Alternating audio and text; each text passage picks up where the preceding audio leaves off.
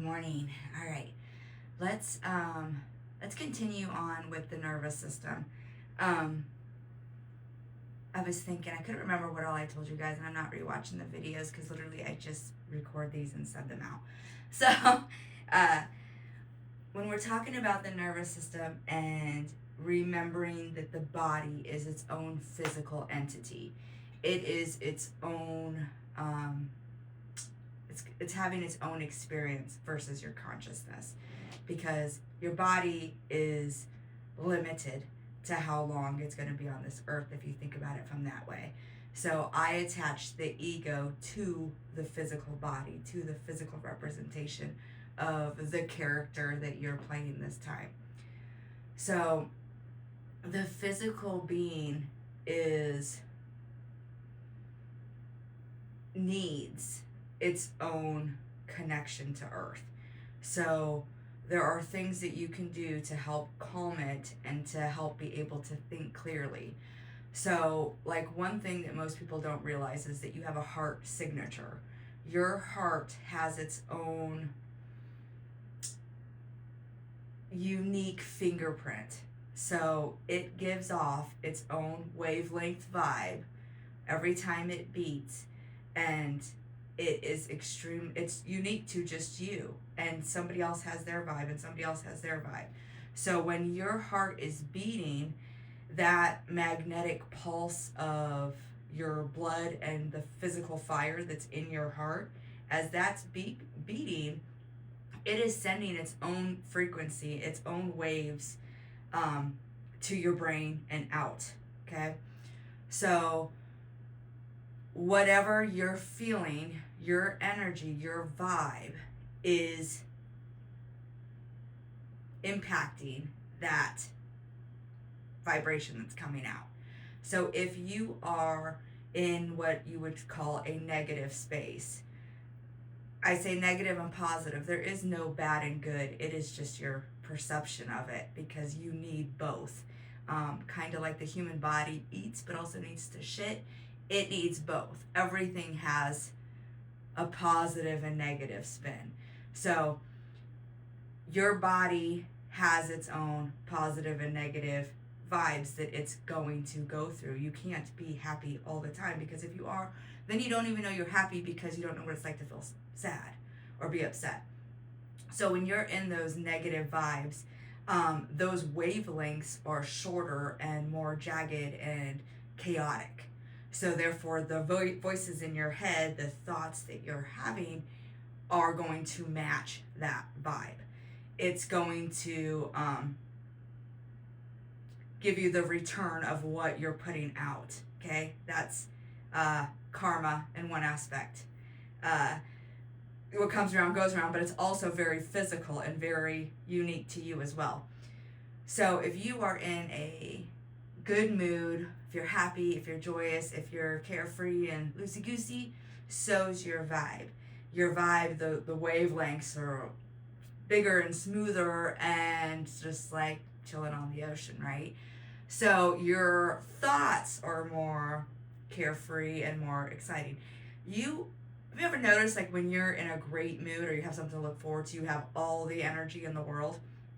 You're getting ready for vacation, you wake up super early, you don't even care, you're ready to go. But if you know you've got to get up for work, all of a sudden everything's dragging. It's because it's your emotions that is engaging the physical being of you. So with working with the nervous system and working with your body as its own entity, grounding is great. You need positive ions. So whether you're stepping outside barefoot and letting the earth ground to your feet, there is physical science behind this, is good for you. It helps with inflammation. It calms your system. Breathing with intention. Inhale, I'm inhaling the good. Exhale, I am exhaling everything that doesn't serve me. And when you're doing that and thinking about it, it is training your brain to react the way you want it to. So if you can't get your heart to give the vibe that you're trying to get, but you can control your brain to send messages to the heart to calm the body, it's a give and take. It's whichever way it works for you. Because for me, my body had gone through so much chaos that I couldn't recognize. I didn't recognize it. I didn't know how to calm it. I didn't know how tense it had been because it was so tense for so long. I didn't know it wasn't relaxed. When I thought I was relaxed, I wasn't. So I wasn't self-aware enough to be able to change that. So I'm just trying to tell you both ways of doing something. If you are a happy-go-lucky person from the get-go, maybe you don't need to think about it that way. But for me, I had to train my mind with affirmations to start calming down my body to even feel it in the first place. So doing affirmations, breathing, grounding, yoga, dance, movement, whatever you want to call it.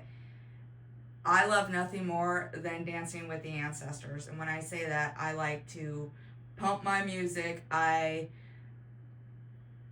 It's music that makes me feel resilient, makes me feel that I am capable. Because if I listen to music that makes me sad, well, my vibe is sad because I can easily relate to that.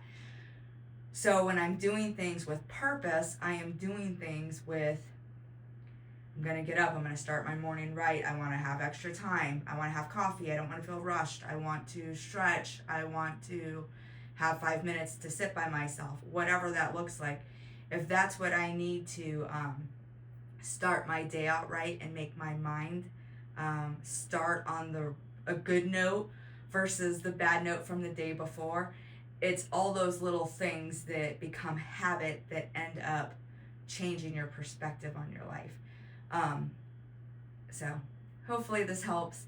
But dancing with the ancestors is huge. I feel like if I'm jamming to the right music and I'm imagining what their lives were like and what my life is like. I was telling my husband the other day, we were watching Primeval off Netflix, and the natives and all the people out, and they're like living out in tents and teepees and just in the elements. And I'm like, I'm so grateful that I get to live in a house where there's cake and wine. Like, I'm too bougie. I could not. I'm sure at some point in one of my reincarnations, whatever, like 100%. But I'm glad this time around, I don't have to do that. So when I'm dancing, I am grateful for the life that I have now and the luxury that I have now that some of my ancestors definitely did not have. And I can experience that for all of us and make it worth it for all of us, because I know that their bloodline is in me. And anything that I do, they do. Because if one of us survives, we all survive, right? So do everything with purpose. Think of, what am I saying? What am I thinking? What am I doing? Those three things need to be cohesive. If you are saying one thing and doing another, it is not going to set right in your body. It's not going to set right in your soul. If you say, I'm sorry, I'm not going to go to that party. Why are you sorry? You're not sorry. You know what I mean? You don't have to go. You're not required to do anything. And if your friend gets upset with you because you're like, yeah, I'm sorry, I'm not going to make it, they should know, your people should know that, like, your mental health is what's most important. And whatever you got going on is great. And there's a lot happening for a lot of people. And there are some things that nothing's happening for some other people. It is a matter of what you feel obligated to do, what you want to do.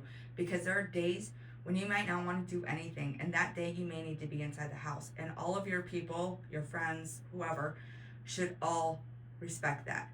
If they don't, you need to find new friends.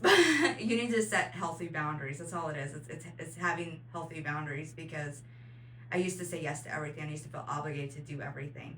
And I would run myself ragged saying yes and figuring it out. And then I was like, I don't need to figure out anything. I'm existing. That's all I have to do, is exist and do what I feel is my purpose and what leads me. And getting overwhelmed and overstimulated, especially in today's society where you have the TV going all the time, you have random music, you just have everywhere you go, it's just like a buzz of energy, right? And words and music and vibration coming at you. So learning to sit in quiet silence, that's key. That's key. You're really going to learn your body. It's uncomfortable. You're really going to learn your body, though. That's the only way to do it. Having those uncomfortable conversations with yourself and being open to love anything that comes up about you that you discover. Learning to love the parts of you that you don't no longer need, parts of you that were necessary, parts of other people that were necessary, parts of, it's just sitting with your thoughts can be overwhelming because there are so many thoughts that have not been dealt with in the beginning. As you learn to do it and you do one at a time, take them off your list, you'll get there. I promise. So good luck to you. I hope you have a beautiful day today. Do something with purpose and do something for you. Find your connection to your soul, and may you have a blessed day.